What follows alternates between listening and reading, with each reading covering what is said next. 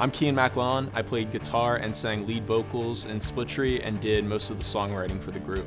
The founding members of Splittree were John Anslin, myself, Mark Coleman, and Tom Stoke. And I had known these guys growing up through elementary school and middle school, and we were all really close friends. And the thing I think really drew us together was our interest in music. So Splittree really began as a creative outlet for all of us. We all ended up taking music lessons from the same music school in my town. I took guitar lessons, Mark took guitar lessons, Tom played bass, and John took drum lessons there. So we were all taking lessons and learning our instruments at the same time, and it seemed like a logical next step so that we could play music and jam with friends. So all throughout middle school and early into high school, we had a little garage band group where we would try to play some songs, covered some, write our own, and it really just adapted and grew into something much bigger than I think we ever expected. So Splittree's story and the impact on us really came from our hometown in Cranford, New Jersey. There was not much of a music scene in Cranford, and we kind of saw this void as something that we as a group of guys trying to play in a band could really fill.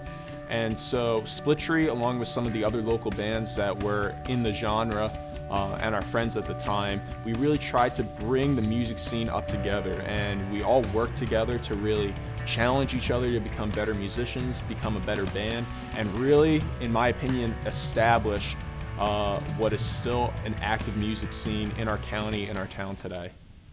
So the name Splittree was actually a name that we settled on maybe after 4 or 5 band names that we had rotated through. They kind of were our titles as we were growing as musicians. And here's a story.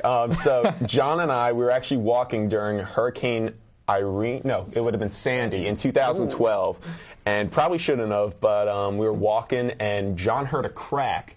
And I was like, hey man, that's a split tree. I'm like, that sounds cool altogether, Splittree. And I was like, because we were looking for a new band name at the time, and I was like, do you want that to be the name? Like, people would be like, yo, I just got tickets to a Splittree concert, and you know, it just kind of stuck. And we did our first demo right after that, and that was just the name that we put on it. So. That's a classic band story right there. It's an interesting story. It's unique. Younger musicians, as a newly formed group with limited music experience, the early years of Splittree really faced a lot of challenges and criticisms. We were not spectacular musicians when we started out. We had learning curves and challenges while writing and performing the music. And I think one of those challenges was us being so young. The early years of the band, we were 13, 14 years old, still learning how to work as a group, write music together. And we played some really bad shows, and we learned from that, but it's still stuck in people's minds that we were just some middle school, early high school garage band with not much clout to them. And it really set us back a couple of years. But we wanted to put our best foot forward in the future, and we pushed on. A turning point that I think for Splittree coming out of those challenges and those hardships of not having any clout and not really being respected as musicians led us to a studio in our town, a recording studio in 2012. It was Track 3 Recording Studios, and we had met the engineer there. His name was Ken Banuski, and he recorded our first 4-song demo. And we released it, and it wasn't really that great. But from that, I had the opportunity and actually began working as a studio engineer. When Splittree was deciding what songs would go on our eventual first album, we really had about 1.5 years to 2 years of writing before that. We wanted this to be a project that brought us back onto the scene and reignited people's passion about our band and interest in our group. So I think our comeback onto the scene and our re-entrance into the world as a band really came from our first album, Mind Tricks. This was an album that we methodically planned for weeks, months, and years on end. We wanted every song to be perfect. We wanted every song to fit a style, and we wanted to look at things artistically. We looked down to the track listing, the order of the songs, the key of the songs, to make sure that everything sounded like it should. We spent over 200 hours of recording alone in Track 3 Sound Studios and in my home studio in Cranford. Flipping back and forth between the studios was really beneficial, and being able to engineer and produce the album myself and with the other guys was something that was really unique, because everything that you hear on that album, it's us. It's not industry professionals. These are 16 and 17-year-old high school kids that wanted to make a kick-ass record.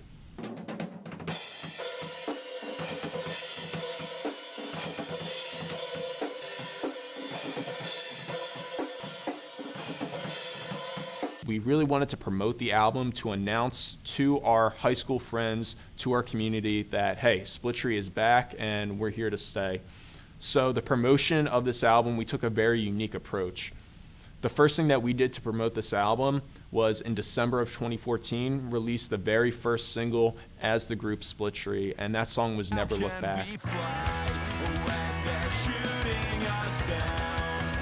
Everything that we did on this album was DIY. The recording, the producing, and the finishing touches.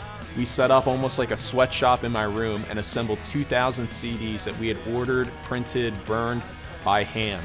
We distributed those albums that we had set aside equally amongst the band members, and it was each of our responsibility to bring these albums into school, into the places that we went, and just hand them out for free. Splittree! Yes, Splittree!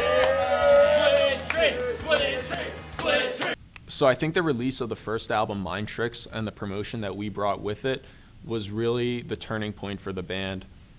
We no longer viewed ourselves as a garage band, as a band that people just forgot about, but we knew that we had quality music with a lot of passion into it. I think the smartest thing we did was give out those 500 albums for free, because it really was valuable promotion at the time. We went from playing maybe 1 or 2 shows a month to playing 4 or 5 or 6. We'd be playing headline shows at our local bar, our local clubs, and it really changed a lot. The reception of the album also brought on increased media attention from our local papers, our local television programs. Hey guys, we're Splittree, and this one's called That One. 1, 2, 3. About the shows that we were playing, promoting all that. And it took the band to what we view as the next level. We were a legitimized band now. We were playing real shows to real crowds where people were actually showing up. People were genuinely interested in the music that we were playing, and they reciprocated those positive feelings by coming out, by buying our albums, by buying our t-shirts. And these were all opportunities that we didn't have before that album came out. So after our high school graduation, we took full advantage of that summer that we had before we all went to college to write a completely new album. And that's where a lot of the songs on Asleep Behind the Wheel are from. It's from that summer where John Anslin and I just sat in our studio day in, day out, long nights, working on and writing new material, something that we were still passionate about, but something completely different from Mind Tricks. John and I would start with maybe a basic riff, a drum pattern, and build off of that. We were able to select certain sounds, certain guitar licks, certain bass fills that we could build into songs. The recording for Asleep Behind the Wheel was entirely done at Studio 108 in Cranford, New Jersey, and produced and mixed by myself with additional production from John Anslin. So when we were recording Asleep Behind the Wheel, we were really doing it just to have a second full album under our belt that we could release possibly on our own, possibly with some sort of label backing in the future, but we just didn't know when that was going to be or what that was going to look like. Then in about mid-July, our friend Morgan Sizer, who had mastered our first album at Mazu Mastering, reached out to us. Morgan explained that he was starting a new branch of his company called Mazu Records, and it was going to be a distribution label to distribute full-length albums from artists that he selected and that he signed. He really liked the style that we were playing in, the sound of our albums, and I think what came out of those early talks with Morgan and his label was a sense of urgency for John and myself. But college proved to be a bigger challenge than John and I had expected. Tom Stoke announced his departure shortly after he left for Fordham University, and John and I were pretty determined, because of the conversations that we had with Morgan and the label, that we wanted to continue and we wanted this album to be released under Mazoo Records.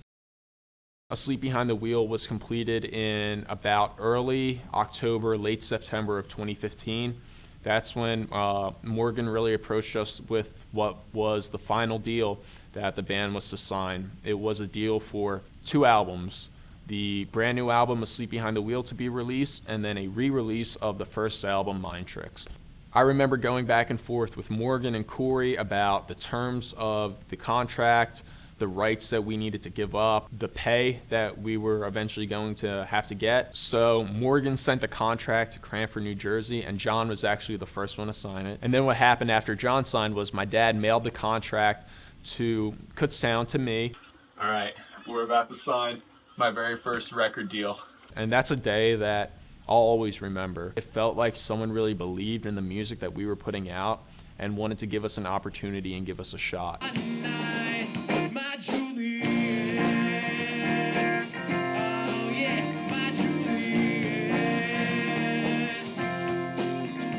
So after we signed the contract, the next step was for the band and for Morgan to agree on the first single that was to be released from the album.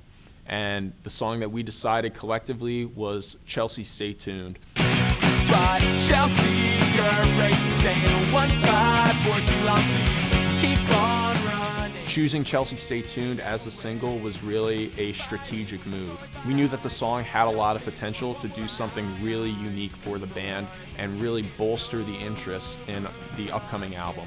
Part of the promotion for Chelsea, Stay Tuned and for the album Asleep Behind the Wheel was to really get on the college circuit. And a few weeks later, on November 3rd, 2015, Chelsea, Stay Tuned is released as the first Splittree single from the second album and our first release on Mazoo Records.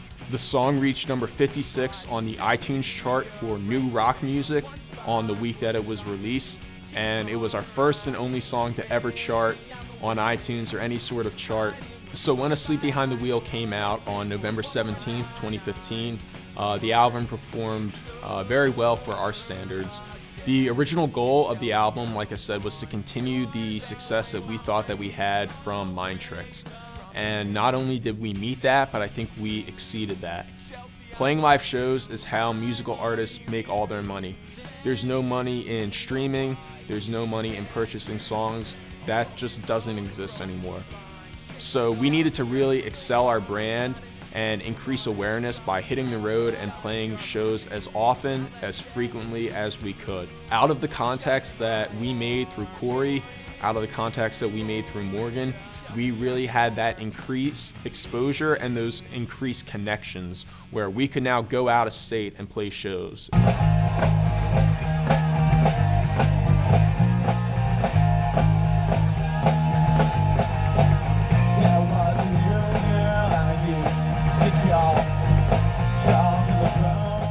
We took this opportunity very seriously and we wanted to be as professional as we could.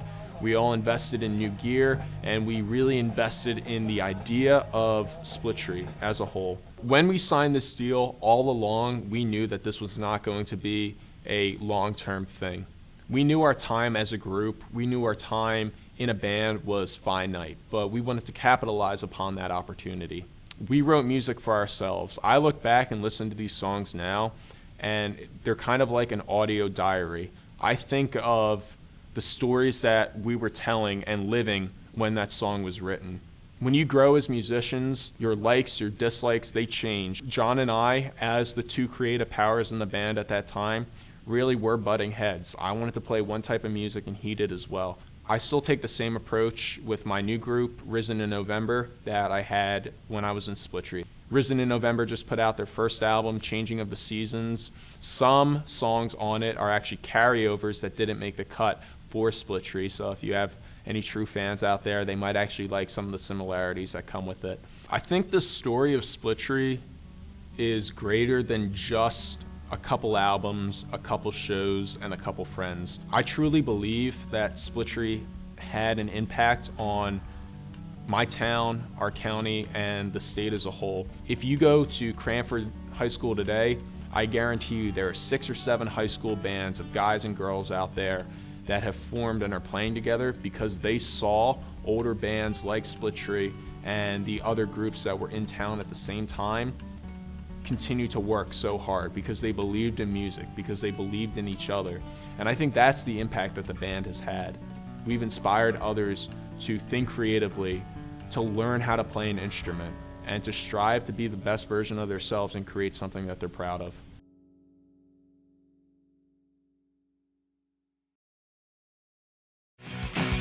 Chelsea